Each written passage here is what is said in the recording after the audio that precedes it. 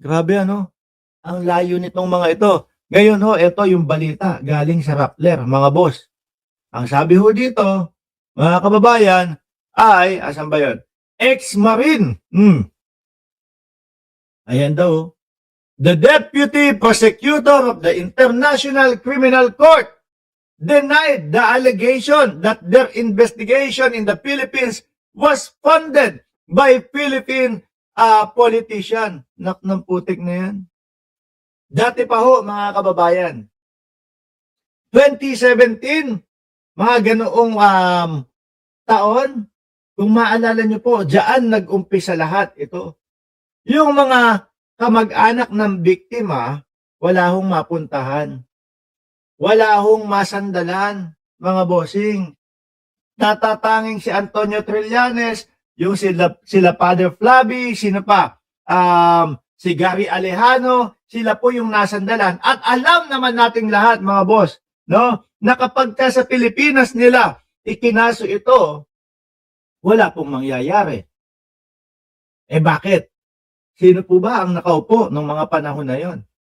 Diba si dating Pangulong Duterte? Justice Secretary Vitaliano Aguirre.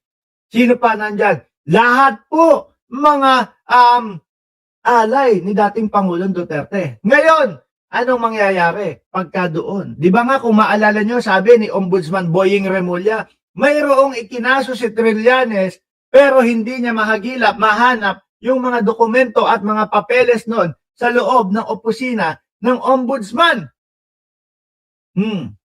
Hindi natin alam kung saan nilagay ni Martires yung mga ikinaso ng dating Senador Antonio Trillanes, mga bossing. Hindi makita. Maaring binasura, maaring rekta sa basurahan, o baka naitago lang kung saan. Pero siyempre po, yung mga ganun, mahalaga at importanteng mga dokumento at mga papeles po. Di ba? Patungkol sa mga patayan, graft and corruption ng ating bansa. Ang tanong, saan nga talaga nilagay ni Martires iyon? Ngayon, sa mga ganung bagay po, sa tingin niyo po ba, etong mga biktima, kapag sa Pilipinas sila nagsampa ng kaso, ay may katutunghayan? Tingin ko wala. Kaya nagdesisyon po sila, mga kababayan, kung di ako nagkakamali, 2017, mga boss, dumiretso sila sa International Criminal Court. At ang Pilipinas po ay ka-joint force pa po ng ICC nung mga panahon na yon. Kailan lang tayo kumalas nung nalaman ng dating Pangulong Duterte na siya ay iniimbestigahan na po, mga bossing. So sa madaling salita, yung mga sakop na mga panahon hanggang 2019, pwede pa rin imbestigahan. At yung sinasabi nila na kinidnap ang dating Pangulong Duterte, ayun ang dahilan o isa sa dahilan kung bakit hindi mapayagan ang interim release nito, mga bossing. O di ba? Ngayon naman, meron silang palabas na pinopondohan daw po ng mga politicians ang ICC para magpatuloy ang investigasyon. Alam nyo, mas naiisip pa namin, baka nga si Sara Duterte, ang vice-presidente natin, ang nagpopondo dyan sa ICC para hindi makalabas ang dating Pangulo. Bakit to? Kasi kita naman po sa kanila, mga kababayan. No? Kita po sa kanila sa estilo, kung paano po ipagtanggol ang dating Pangulo ni Koopman. Yung tipo bang, kailangan tumagal pa dyan ang dating Pangulo. No? Kailangan hindi muna makalabas yan. Bakit to, madam? Tatay nyo ito. Kasi gagamitin namin yung tao na yan sa 2028 election.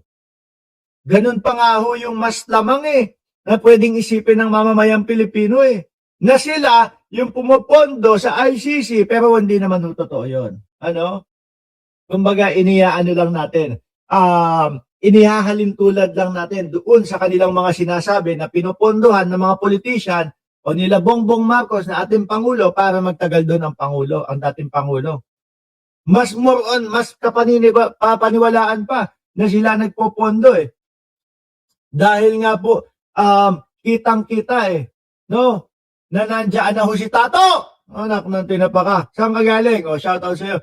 Mas kitang-kita ho, mga kababayan, na pinapatagal nila itong kaso ni dating Pangulong Duterte. Kung hindi ho, di dire-diretso na ho yan sa pagsagot at pagdepensa. Wala na pong kampong ano-ano yan. Wala na pong artihan na kesyo, hindi na okay ang dating Pangulo. Ang dating Pangulo ay berewek na. Ang dating Pangulo ay mahinang-mahina na. Hindi na pwedeng humarap doon sa investigasyon at doon sa hearing na yon. Pagpapatagal lang ho yan, mga kababayan. Napagalitan nga si Kaufman. Di ba? Kasi ang sabi, yung dating Pangulo, ang sinabi niya, hindi niya siya pupunta, hindi siya tatanggap. Bakit merong mga ganito, ganyan kayo sinasabi? Sabi ni Army Mira Bueno.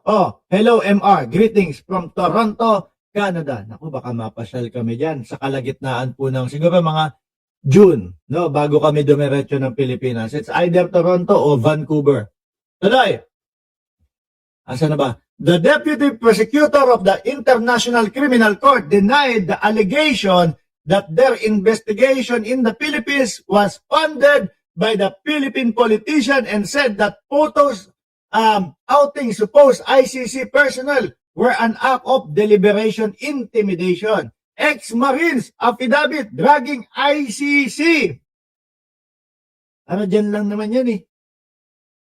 Yung mga marites na yan, para dyan, no?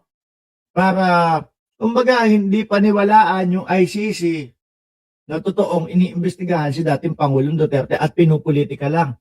At para din ho, mga bossing, doon sa impeachment ng ating Vice Presidente. Ex-Marines affidavit dragging ICC, a deliberate intimidation, Deputy Prosecutor. Kapag ka, sir, ipatawag nyo na din dyan sa ICC at pagka napatunayan nyo na walang kabase-basehan at walang katotohanan yung mga sinasabi ng mga marites na yan, huwag nyo na din pauwiin. At least makalanghap ng malamig na klima, no? Yun nga lang, nandoon sa loob ng oblo.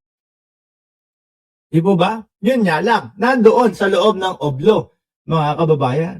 Tsaka sir, tuloy-tuloy lang po kayo. No, huwag kayong magpa-intimidate sa mga yan. Kasi kapag ka nagpa-intimidate kayo, nako, walang mangyayari. No?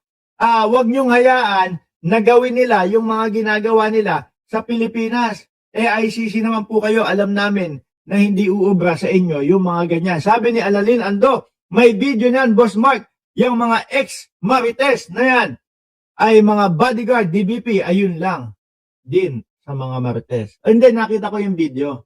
No?